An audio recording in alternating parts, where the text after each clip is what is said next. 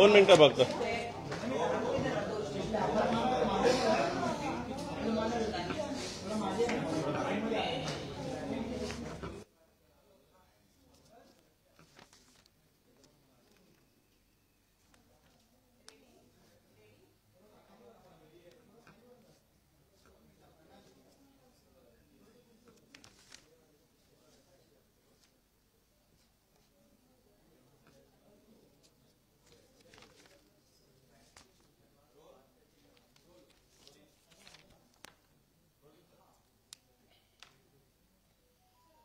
नागपूरच्या अधिवेशनामध्ये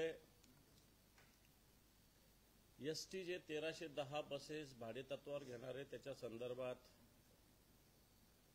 विरोधी पक्षाचा अंतिम आठवडा प्रस्ताव असताना त्याविषयी मी आवाज उठवला होता. एसटी महामंडळ मला असं वाटतं सरकारला अंधारात ठेवून या 1310 बसेसचा करार करते की काय अशा प्रकारची स्थिती आहे. माझ्याकडे या सगळ्या विषयाचं पेपर्स आहेत, जुने आणि नवे दोन्ही पण, आणि या सगळ्या याच्यामध्ये स्पष्टपणे दिसतंय की ₹1 घोटाळा एसटी महामंडळ करते की काय अशा प्रकारची स्थिती आहे. ज्या एजन्सीजला Anthony road transport, city lifeline आणि ट्रॅव्हल्स टाइम या गुजरात, दिल्ली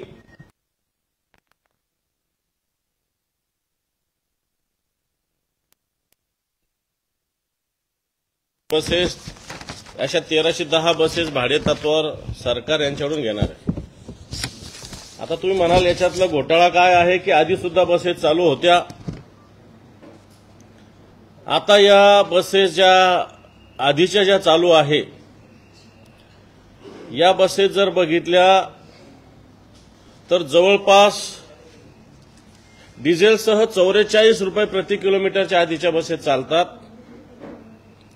आता विदाऊट डिझेल ₹35.20 अशा पद्धतीनं या बसेस घेण्याचा करार परिवहन महामंडळाने केलेला आहे.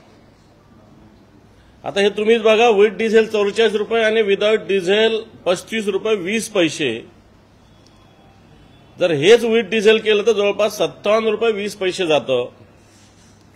थोडक्यात पर किलोमीटर ₹13.20 अशा पद्धतीनं जास्त भुर्दंड सरकारला पडणार आहे. मी काल एक बातमी वाचली आणि ऐकली की ज्याच्यात राज्याचे मुख्यमंत्री देवेंद्रजी फडणवीस यांनी या निर्णयाला स्थगिती दिली, परंतु याचा अधिकृतरित्या कुठेही अजून परिवहन महामंडळ किंवा राज्य सरकारच्या वतीनं कुठे अधिकृत घोषणा झालेली नाही. थोडक्यात सांगण्याचा मुद्दा हा की अशा पद्धतीनं राज्य सरकारला लुटण्याचा प्रयत्न एसटी भाडेतत्वानं लावायला काही हरकत नाही आहे.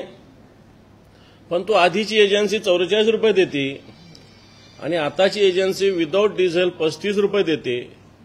मग तर राज्य सरकारला हा ₹44 वाला आवडत नाही आणि जो विदाऊट डिझेल ₹35 वाला देतो हा आवडतो. याचाच अर्थ याच्यामध्ये कुठेतरी पाणी मुरलेलं आहे. जवळपास ₹280 कोटी पर इयर याच्यातून जास्त राज्य सरकारला द्यावे लागणार. 10 वर्षाचा अॅग्रीमेंट आहे, म्हणजे ₹2800 कोटी भुर्दंड शासनाला याच्यामध्ये पडणार आहे. आणि म्हणून या संदर्भात मी सगळे पेपर्स, प्रेस नोट सुद्धा आज काढेल, माझ्याकडे सगळे पेपर्स उपलब्ध आहेत. पण जर मुख्यमंत्र्यांनी याच्यावर स्थगिती दिली असेल तर याचं स्वागत आहे, परंतु नुसतं स्वागत करून चालणार नाही. तर जसं जुनं अॅग्रीमेंट आहे त्याच दराने, नाही तर पुन्हा यांनी स्थगिती द्यायची आणि याच्यापेक्षा जास्त दराने द्यायचं. असंही कधी कधी झालेलं आहे मागच्या काळामध्ये की स्थगिती दिली, चांगला निर्णय, ओके, पण मागच्या काळात असं झालेलं आहे की पुन्हा एकदा याच्यापेक्षा जास्त, जसं आता याला ₹35.20 तर एखाद्या वेळेस याच्यापेक्षा ₹40, ₹42 असा दर जास्त येऊ नये. एक तर ₹44 झालं पाहिजे. आणि जर ₹44 येत नसेल तर मला वाटतं डिझेल वगैरे या सगळ्या विषयाचा एकत्रित कॅल्क्युलेशन केलं पाहिजे. आणि हा जो ₹2,800 कोटी राज्य सरकारवर भुर्दंड पडणार आहे हा सरकारने थांबविला पाहिजे.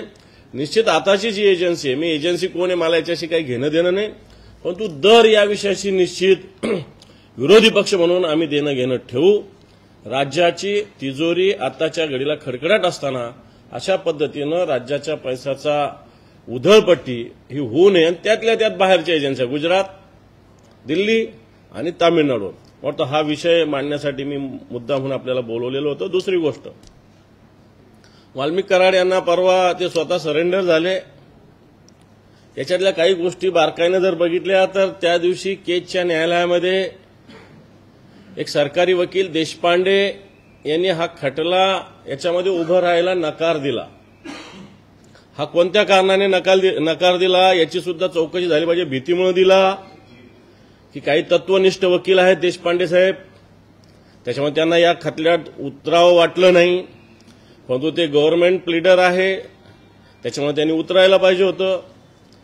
परंतु याची खातरजमा केली पाहिजे सरकारने की या सगळ्या याच्यात यांनी नकार का दिला.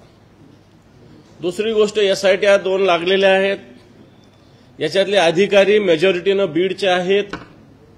केजच्या कोर्टात ज्या केजचं पोलीस स्टेशन यांच्यावर गुन्हा दाखल करायला तयार नव्हतं, जे पोलीस स्टेशन यांच्या इशाऱ्यावर नसतं, वाटतं त्या ठिकाणचे लोक, त्या ठिकाणची सीआयडी, त्या ठिकाणची एसआयटी, जर अधिकाऱ्यांचं नाव मी आज बघितलं, वाचलं सगळं, तर याच्यामध्ये मेजॉरिटीनं लोक बीडचे.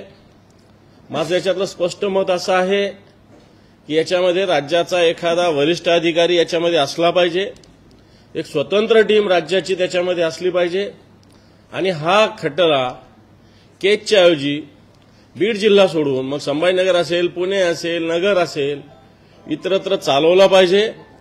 कारण ज्या ठिकाणचे पोलीसच आरोपीबरोबर बसतात उठतात, ज्या ठिकाणचे पोलीस तपास करायला तयार नाही आणि अशाच पोलिसांकडे पुन्हा एकदा तपास दिला तर मला वाटतं हे सगळं काही स्टोरी रायटिंग व्यवस्थित केलेली आहे, एका फ्रेममध्ये बसवलेली आहे, काही दिवस जाऊ द्यायचं, नंतर काही दिवसानं पुन्हा एकदा आरोपीला बाहेर काढायचं, अशा प्रकारची स्टोरी तयार केलेली काय, अशा प्रकारची शंका सुद्धा ओव्हरऑल सगळ्या आरोपीच्या बॉडी लँग्वेजवरून लक्षात येते. अजूनही मोबाईल जप्त केला, या मोबाईलमध्ये काय काय आहे, कोणाकोणाचे फोन आले, कोणाकोणाचं सीडीआर रेकॉर्ड अजूनही पोलिसांनी सीआयडीनं जाहीर केलं नाही. मला वाटतं हे जाहीर करायला पाहिजे. कोणी म्हणेल मी या खटल्यामध्ये नाही, मी याच्यामध्ये नाहीये, परंतु प्रत्यक्ष अप्रत्यक्ष पाठिंबा सपोर्ट असणारा, सहभागी असणारा सुद्धा या खटल्याचा आरोपी होऊ शकतो, नव्हे तो झालाच पाहिजे. आणि म्हणून या सगळ्या आरोपींचे मोबाईल जप्त झाले, याच्यामधले व्हिडिओज काय आहे, यांना कोणाकोणाचे फोन आले, कारण 3 तासाचा काळ मधला आहे, या 3 तासाच्या काळामध्ये काय काय झालं हे सगळ्यात महत्वाचं आहे. हे लवकरात लवकर बाहेर येण्याची सुद्धा आवश्यकता आहे.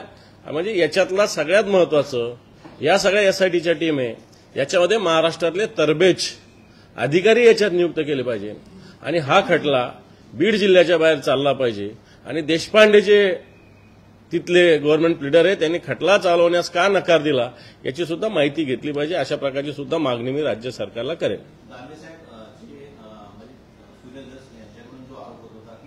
वाल्मिक कराड यांचा बीडमधील जो आका आहे त्याचा काही पत्ता लागलेला नाही अजून, त्याच्यावरती कारवाई झाली नाही.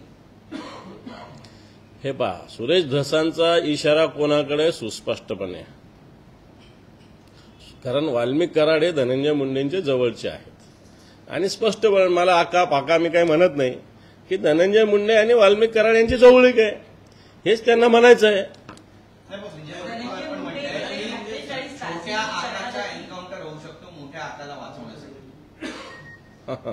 पोलिसांनी याची या अशा सगळ्या वक्तव्याची दखल घेतली पाहिजे. कारण मला तरी ही लुटूपुटूची लढाई वाटू लागलेली अटकेनंतर स्वतःहून 14 दिवस. आणि तुम्हाला चांगलं आठवत असेल, आपल्यातले बरेच जण नागपूरला होते. मी अधिवेशनात वाल्मिक कराड नागपूरजवळ एका फार्म हाऊसवर आहे असा आरोप केला होता आणि सगळ्या तपासात आता बाहेर येतं की वाल्मिक कराड अधिवेशन काळात तिथं होते. म्हणजे माझा आरोप सत्य होता एक.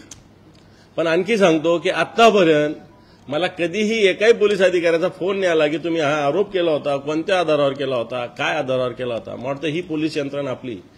याचाच अर्थ जर पोलिसांना शोधायचं असतं तर त्याच वेळेस, त्याच दिवशी, त्या क्षणाला, कारण बऱ्याच वेळेस राज्य सरकार अशा पद्धतीनं सभागृहात बोलल्यानंतर ताबडतोब याच्यासाठी पावलं उचलत असतं.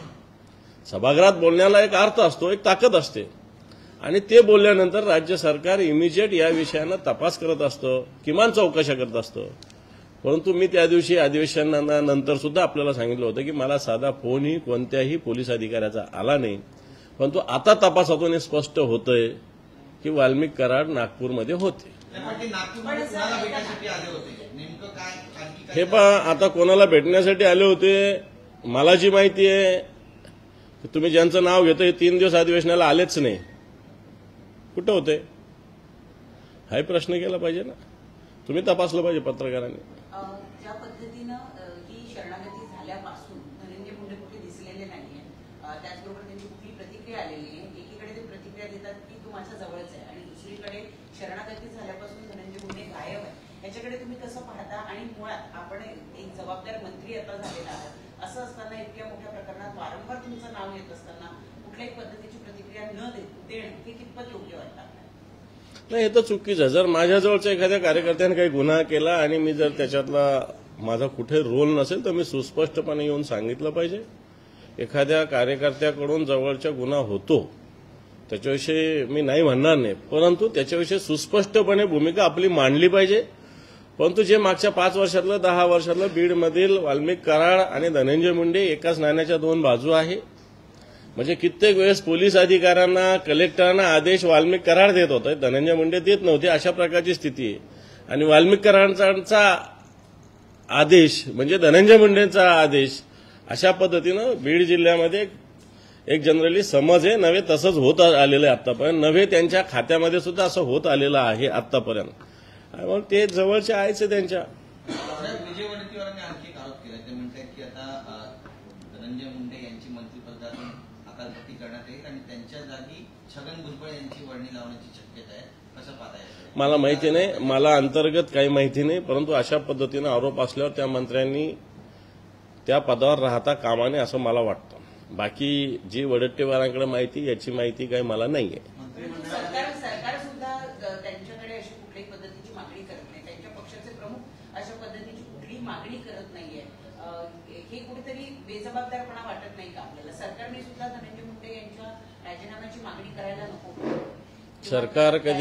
सरकार या सगळ्या याच्यात आरोपींना वाचवत होतं सुस्पष्टपणे. मी नेहमी सांगितलं की महाराष्ट्र पोलीस ही अतिशय सक्षम यंत्रणा आहे. महाराष्ट्र पोलिसांना आपण दोष देऊ शकत नाही, एवढी ताकद सक्षमता आपल्या पोलिसांमध्ये आहे.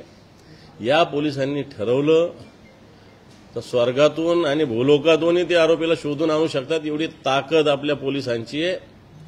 परंतु ज्या अर्थी त्यांनी एवढ्या दिवस त्यांना शोधलं नाही, याचा अर्थ कुठेतरी याच्यामध्ये राजकीय एक हस्तक्षेप होता.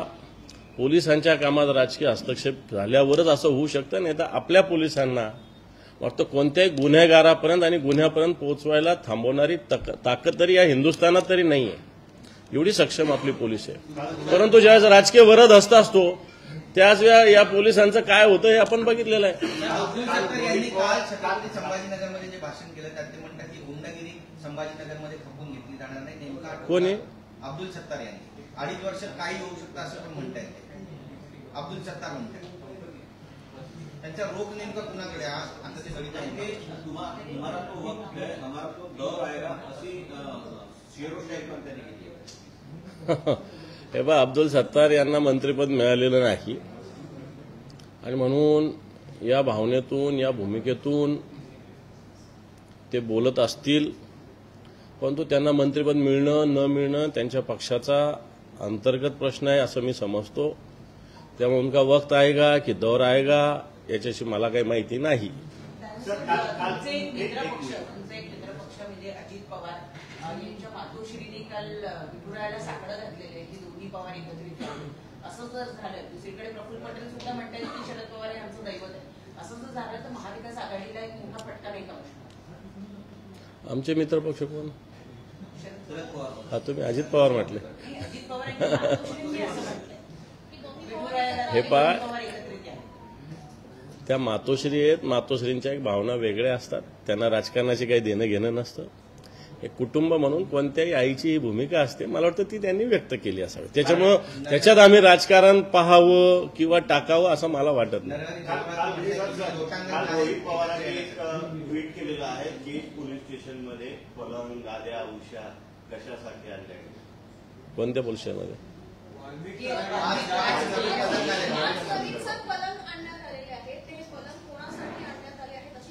जर पोलीस स्टेशनला घ्यायचं होतं, महाराष्ट्रातल्या इतर पोलीस स्टेशनला का नाहीये? आरोपींना सोयी सुविधा देण्यासाठी केलंय. हे पहा, मी तुम्हाला सांगितलं, हे सगळं बिलकुल फिक्सिंग ज्याला म्हणता येत असं एकंदर चित्र बॉडी लँग्वेजवरून सगळं क्लिअर दिसतंय. तू मारल्यासारखं कर, मी रडल्यासारखं कर. मग वाल्मिक कराड यांना सोडणाऱ्या गाड्या कोणाच्या होत्या? त्या मागच्या आठवड्याभरात कोणाच्या ताफ्यात होत्या? ते व्यक्ती कोण? ते कुठं लपले होते? गाड्या कोणत्या कोणत्या ते वापरत होते? मला वाटतं सुस्पष्टपणे समोर आलेलं आहे. आणि म्हणून या गाड्या, आता मी बोलत नाही, काही मोठ्या नेत्यांच्या ताफ्यात होत्या 8 दिवस आधी. आता ते तुम्ही तपासा. पुण्यातच मोठ्या नेत्यांच्या ताफ्यात होत्या. तीच गाडी वाल्मिक कराडांना येऊन सीआयडीच्या ऑफिसमध्ये सोडते. तर मला असं वाटतं आता आपण शोधपत्रकारिता करावी.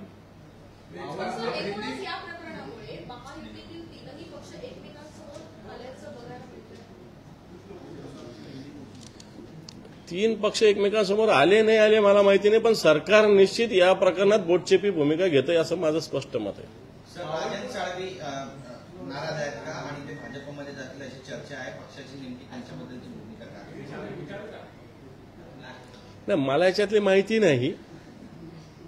नाराज आता निवडणुकीत मला असं वाटतं जय पराजय होत असतो, ही भूमिका सगळ्यांनीच ठेवली पाहिजे. प्रत्येक वेळेस आपण जिंकूच अशातला काही भाग नाही, एखाद्या वेळेस हारणं सुद्धा होत असतं. जय पराजय एकाच नाण्याच्या दोन बाजू, मला वाटतं तशा पद्धतीनं सगळ्यांनी घेतल्या पाहिजे आणि येणाऱ्या काळात जय मिळवण्यासाठी कामाला लागलं पाहिजे, असं माझं एक शिवसैनिक म्हणून स्पष्ट भूमिका आहे. आणि मला असंच वाटतं. नगरसेवक पुण्यातले हे आज भाजपमध्ये प्रवेश करतात, हा एक मोठा फटका नाहीये का? हे पहा, आता तर नगरसेवक कोणीच नाही या राज्यामध्ये, सगळे माजी नगरसेवक आहे. आणि मग वेगवेगळे प्रलोभनं, वेगवेगळ्या गोष्टीमुळे कोणी जात असेल तर त्याला आम्ही रोखू शकत नाही. परंतु जनता जनार्दन निश्चित शिवसेना प्रमुख बाळासाहेब ठाकरे, मान्य उद्धवजी ठाकरे, ठीक आहे, एका निवडणूक आमचा पराभव झाला आणि पराभव काही राजकीय कार्यकर्त्याला नवीन असतो अशातला भाग नाही. राजकीय कार्यकर्त्याच्या ओव्हरऑल राजकीय कारकिर्दीमध्ये पराभव सुद्धा असतोच आणि तो आपण स्पोर्ट्स म्हणजे खिलाडू वृत्तीनं स्वीकारावा असं मला वाटतं. एखादा पराभव झाला म्हणून पक्ष बदलणं, मला वाटतं काही दुसऱ्या अडचणीमुळे बदलत असेल कोणी तर मी समजू शकतो, पण पराभव बदलावा नाही असं मला वाटतं. पुन्हा एकदा अशी बातमी येते की तुम्ही शिंदे गटाकडे आकर्षित झालेले वृत्तपत्रामध्ये मी बोललोच नसतो, इथं पत्रकार परिषद घेतली नव्हती. मला असं वाटतं खोट्या अफवा काही वर्तमानपत्रांनी आमच्या संभाजीनगरातल्या अशा पद्धतीनं पेरल्या जातात. मी शिवसेना प्रमुख मान्य बाळासाहेब ठाकरे, मान्य उद्धवजी ठाकरे यांच्या नेतृत्वाला मानणारा शिवसैनिक आहे, विचाराला मानणारा शिवसैनिक आहे. मी सांगितलं, मी एक राजकीय कार्यकर्ता आहे, एक सामाजिक कार्यकर्ता आहे. निवडणुकीत यश अपयश या एकाच नाण्याच्या दोन बाजू आहे. जसं यश बऱ्याच वेळेस मिळवलं तसं अपयश एखाद्या वेळेस पचवावं लागतं. मला वाटतं ते राजकीय कार्यकर्त्यांनी पचवावं, त्याच्यातच परिपक्वता दिसते. आणि ते जर पचवता नाही आले तर तो कार्यकर्ता नाही, तो संधी साधू कार्यकर्ता होऊ शकतो.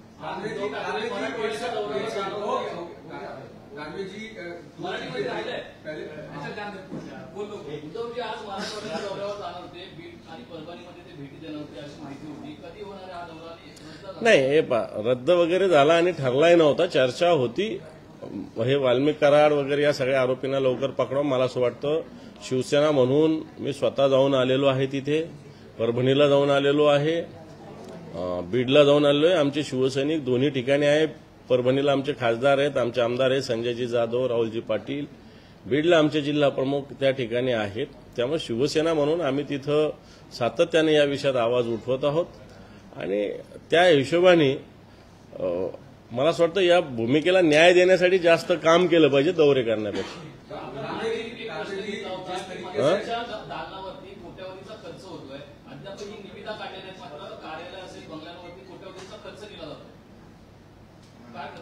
माझं त्याच्या पुढे जाऊन म्हणणं आहे की अजून 8-9 मंत्री मंत्रालयात फिरकलेलेच नाही आहे. मला वाटतं त्यांच्या खाते वाटपाविषयी ते खुश नाही आहे.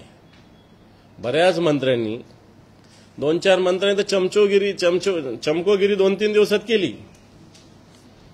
आता ते काम मंत्र्यांचं नाही. मला ते बोलायला वेळ मिळाला नव्हता किंवा मधल्या काळात आपण ख्रिसमस आणि नवीन वर्षाच्या ह्याच्यात होतो म्हणून मुद्दाम बोललो नाही. पण तो एक मंत्री पोलीस स्टेशनमध्ये रात्री जाऊन बसला आणि पोलीस अधिकाऱ्यांना आदेश दिले. एक मंत्री बसमध्ये प्रवास केला, म्हणजे आपण याच्या आधी बसमध्ये प्रवास करत नव्हतो, त्यांनी स्पष्ट केलं. एक मंत्री एका हॉस्टेलमध्ये, गव्हर्नमेंटच्या हॉस्टेलमध्ये जाऊन अधिकाऱ्याला शिवीगाळ केली. मला असं वाटतं हे काही परिपक्व मंत्र्यांचं लक्षण नाही. हे हळद्या हळकुंडात पिवळं झाल्याचं लक्षण आहे. खरं तर या मंत्र्यांनी व्यवस्थित आपल्या विभागाच्या बैठका घेऊन, आपल्या विभागाचा अभ्यास करून, आपल्या अधिकाऱ्यांना सूचना देऊन काम करायला पाहिजे होतं.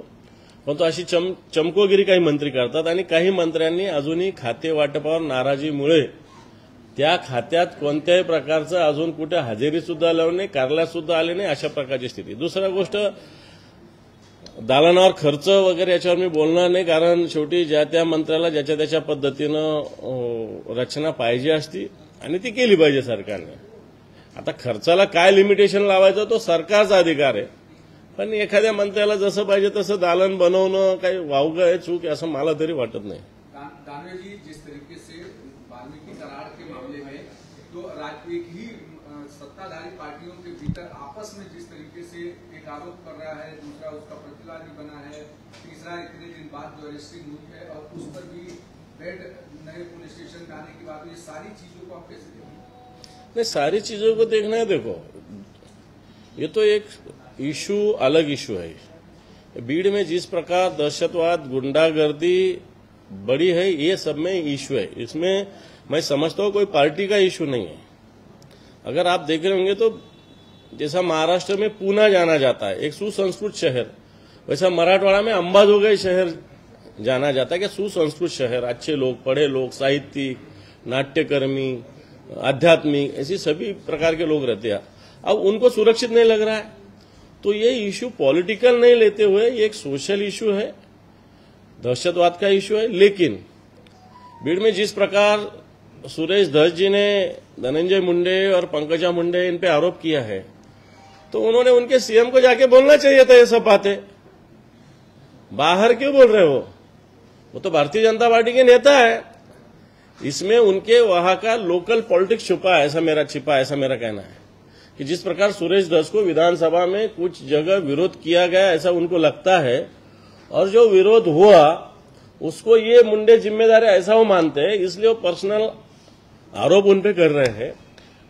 अभी हम समझते हैं कि वो भी सत्ताधारी पार्टी के मेंबर है, ये भी सत्ताधारी पार्टी के मेंबर है, तो उन्होंने तो सीएम के पास जाके सब कार्रवाई करने को बोलना चाहिए ना. वो नहीं कर रहे हैं. वो सीएम को अच्छा बोल रहे हैं, और 21 दिन आरोपी ने पकड़े जाते तो सीएम अच्छे कैसे हो सकते हैं? तो ये तो गलत बात कह रहे हैं ना वो भी. सीएम जिस तरीके से कह रहे हैं कि महाराष्ट्र में गुंडागर्दी नहीं चलेगी और एक जो भी इसके पीछे होगा, संतोष देशमुख की हत्या के पीछे, उसको निकाला जाएगा और उसके खिलाफ फांसी की सजा होने तक. ये देखो, परसों रात को नागपुर में 2 खून हुए हैं. सीएम साहब उनके नागपुर में के ही लॉ एंड ऑर्डर संभाल नहीं सक रहे हैं. भीड़ का आरोपी उन्होंने नहीं पकड़ा है, वो खुद आके सरेंडर हुआ है. पुणे में रह रहा था, वो मध्य प्रदेश में रह रहा था, गोवा में रह रहा था. वहां भी बीजेपी की सरकार है मध्य प्रदेश में, गोवा में भी बीजेपी की सरकार है, और वो पुणे में रह रहा था. उन्होंने नहीं पकड़ा है. वो शान से आया पुलिस स्टेशन में, हीरो जैसा आया, हीरो जैसा सरेंडर हुआ. वो कुछ क्रिमिनल जैसे नहीं है. जो बोल रहे थे ना, मुस्काम बांधून आणू, कुछ नहीं किया सरकार ने वैसा. अजित पवार की माताश्री ने कहा है कि अजित पवार और शरद पवार साथ में आए, और प्रफुल्ल पटेल का बयान आया कि हमारे लिए शरद पवार देवता जैसे हैं. किस तरह से देखते हैं आप ये? आपको कितना नुकसान हो सकता है इससे अगर दोनों का कोरिलेशन होता है? ये देखो, अभी होता है, ये किसने सोचा है, ये आपकी मनगढ़ंत बातें हैं. लेकिन एक माँ की भावना, इस एंगल से उसको लेना चाहिए, उसमें राजनीति नहीं लाना चाहिए, ये मैं समझता हूं. और रही प्रफुल्ल पटेल की बात, तो वो तो संधि साधु है, बात उधर की करने की और उनके पार्टी का अध्यक्ष दूसरे को बनाने का। ऐसा वो करते, इधर शरद पवार को भी वही सपोर्टर और उधर अजित पवार, ये तो दोहरी राजनीति हुई। मां को इसमें नहीं लाना चाहिए, ये मैं समझता हूं। मां की एक राजनीति से मां की भावना को नहीं जोड़ना चाहिए। मां की एक अलग भावना होती है कि हर भाई, हर सब परिवार एक जगह आना चाहिए, कोई भी मां की भावना होती है। वैसी दादा के मां की वो भावना है। मतलब मुझे लगता है कि ये भावना एक मां की भावना बोल के लेना चाहिए। महाराष्ट्र में जिस तरीके से चुनाव हुआ, चुनाव के बाद एनडीए के भीतर एक दूसरे के ऊपर आरोप प्रत्यारोप या फिर जिस तरीके से अजित पवार और शरद पवार के आने की बात हो रही है, आप लोगों की भी एक व्यक्तिगत राय ऐसी है कि अलग से चुनाव लड़ना चाहिए क्योंकि नुकसान कहीं न कहीं हो रहा है। तो इसको कैसे देखते हैं? क्या आगे वाले चुनाव जो भी कॉर्पोरेशन के या लोकल बॉडीज चुनाव है वो अलग लड़ने की प्लानिंग है? क्या इस तरीके की मंशा है? और अगर शरद पवार के साथ अजित पवार चले जाते हैं तो आप लोगों को नुकसान होगा? देखो, एमवीए इस महाराष्ट्र में लोकसभा विधानसभा हम साथ में लड़े हैं और अब आने वाले समय में भी हम साथ में लड़ेंगे। ये जाएगा वो जाएगा, ये बातें सिर्फ बोलने में या कोई किससे मिलने से कोई पार्टी एक जगह नहीं होती रहती। हम पूरे लोग जो हो, महाराष्ट्र हो, हिंदुस्तान के लोग हो, हर बात में राजनीति नहीं लाना चाहिए। कोई किसको मिला, अभी मुझे भी कुछ काम से कल सीएम साहब के पास जाना पड़ेगा, मैं जाऊंगा। डीसीएम के पास जाना पड़ेगा, जाऊंगा। तो उससे क्या, मिलने से क्या मैं पार्टी छोड़ूंगा? ऐसा थोड़ी होता है। ये तो सब बातें होती रहेगी। जलगांव में जो घटना हुई, जलगांव को लेके मंत्री ने गाड़ी का मौत बचा, उसको लेके हंगामा हुआ, क्या करें? मुझे नहीं मालूम, ये गांव में का कुछ है वो सोशल, मुझे लगता है ऐसा नहीं होना चाहिए था। कर्फ्यू लगाना पड़ा। ऐसा होना नहीं चाहिए था। जो इतनी सी घटना से इतना बड़ा नहीं होना चाहिए था। सामाजिक दृष्टि से गलत है वो।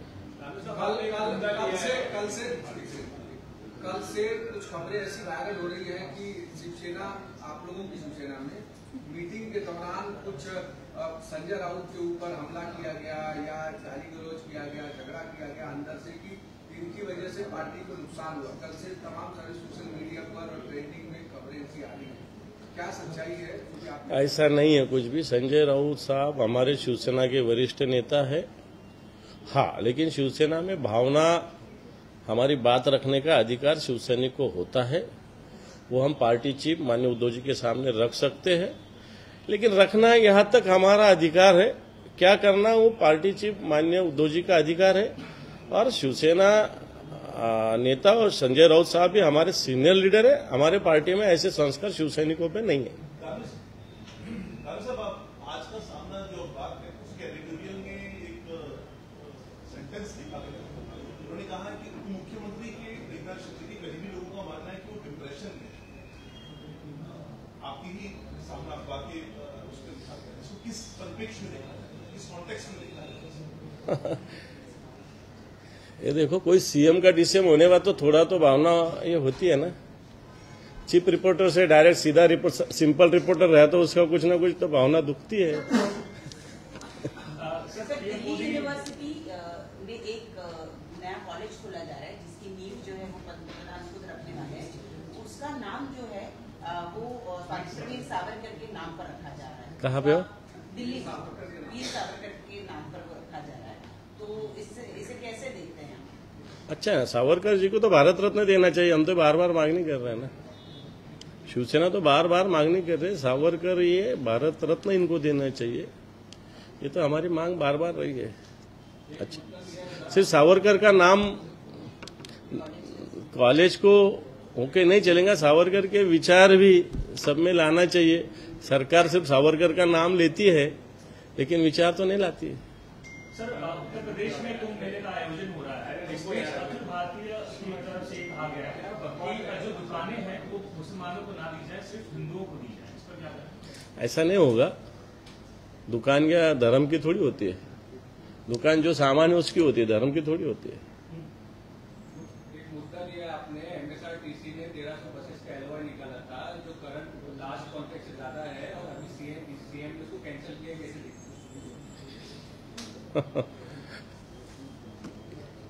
मैंने बताया ना अभी सब, उसके लिए तो प्रेस रखी थी मैंने। ये देखो, वो जो एमएसआरडीसी है MSRTC, उनकी जो प्राइवेट बस चलती थी, अभी नए प्राइवेट बस 1310 देने का जो एग्रीमेंट होने जा रहा था, इसका रेट था विदाउट डीजल 35 रुपये 20 पैसे, और उसके पहले जो बस चलती है उसका रेट है 44 रुपये 38 पैसे जो विथ डीजल है। तो हमारा मानना ऐसा है कि इसमें कम से कम 15 रुपये 70 पैसे ज्यादा नए एग्रीमेंट में हम दे रहे हैं। 10 साल का एग्रीमेंट है, हर साल 280 करोड़ का इसमें भ्रष्टाचार होगा, 10 साल में 2800 करोड़ रुपए स्टेट के इसमें नुकसान होगा। इसलिए जो पहला रेट है उसमें थोड़ा बहुत बड़ा, आधा, 50 एक पैसा 1000 रुपया तो हम समझ सकते हैं, लेकिन 15 रुपये 70 पैसे बढ़ाना 1310 बस में, ये भ्रष्टाचार का एग्रीमेंट हो रहा था। सीएम साहब ने शायद इसको स्टे दिया है, नहीं दिया तो वो देना चाहिए, ये भूमिका हमारी रहेगी, क्योंकि इससे 2800 रुपये सरकार नुकसान में जाएगी।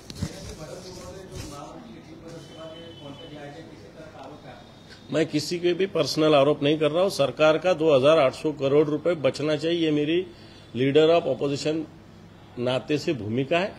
मैं कोई व्यक्ति पे टीका नहीं कर रहा हूं, मैं ये कह रहा हूं कि इससे राज्य के 2800 करोड़ रुपए बचना चाहिए।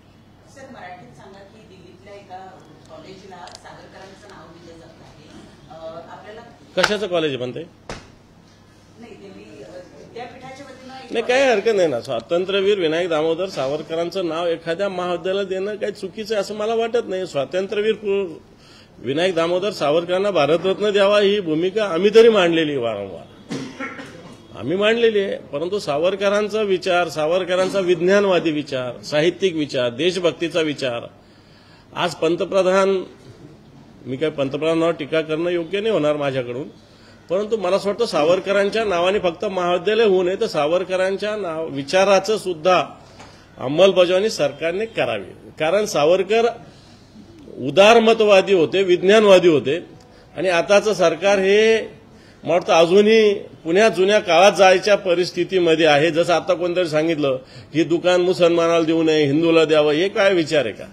सावरकरांच्या विज्ञानवादी विचाराचा विचार करा। सावरकर काय काय बोलत होते, सगळ्या विषयात काय काय त्यांनी विचार केलेला आहे। भाजपच्या एका माजी नगरसेवकांना मुंबई महानगरपालिकेच्या अधिकाऱ्यांच्या विरोधात लाचलुचपत विभागामध्ये तक्रार केलेली आहे। त्यांचं म्हणणं आहे की ज्या कंपनीला दंड ठोठावण्यात आला होता 65 कोटी रुपयांचा, त्यांच्याकडनं दंड ठोठावण्यात आलेला नाही, आणि सिमेंट कॉन्क्रीटच्या रस्त्याचं कंत्राट एकनाथ शिंदे हे युटी मिनिस्टर असताना दिले गेलेले होते, ते अजूनही पूर्ण करण्यात आलेले नाही। 6 महिने होऊन गेले, दुसराच कंत्राटदार आले, त्यानेही काम केलं। हे पहा, हे माननीय आदित्यजी ठाकरे साहेब शिवसेना नेते यांनी वारंवार सांगितलेलं आहे, रस्ते, मुंबईतील रस्ते याचं जे सिमेंटीकरण करण्यात येणार होतं, हे ज्यावेळेस 3 वर्षापूर्वी सांगितलं की 6 महिन्यात काम होईल, आज 3 वर्ष झाले, 25% सुद्धा काम पूर्ण नाही। ही एजन्सी बदल, ती एजन्सी बदल, नवीन कॉन्ट्रॅक्ट दे, याच्यामध्ये सरकार या गुत्तेदारीमध्ये, कॉन्ट्रॅक्टच्या राजकारणामध्ये आणि टक्केवारीमध्ये अडकलेलं आहे। आणि त्याच्यात जर एखाद्या भारतीय जनता पार्टीच्या जागरूक नगरसेवकांनी तक्रार केली असेल तर त्यात काही वावगं मानायचं काही कारण नाही। अनेक भारतीय जनता पार्टीच्या नगरसेवकांच्या अशा तक्रारी आहेत। परंतु ही अँटी करप्शन ब्युरोला तक्रार केलेली आहे, लाचलुचपत प्रतिबंधक विभागाला तक्रार केलेली आहे। चौकशी करावी लाचलुचपत प्रतिबंधक विभागाने। आता ज्यांनी तक्रार केली त्यांनी गृहमंत्र्याला भेटून लवकर चौकशी करायला सांगावं, एवढंच माझं म्हणणं आहे त्याला। चला, थँक्यू।